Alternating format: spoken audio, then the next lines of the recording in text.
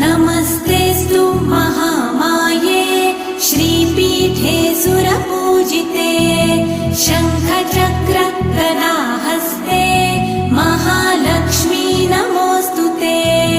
नमस्ते गरुडारूढे कोलासुरभयङ्करी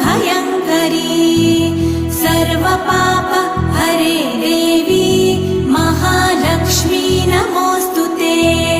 महादेव्यै च विद्महे विष्णुपत्न्यै च धीमहि तन्नो लक्ष्मी प्रचोदयात्।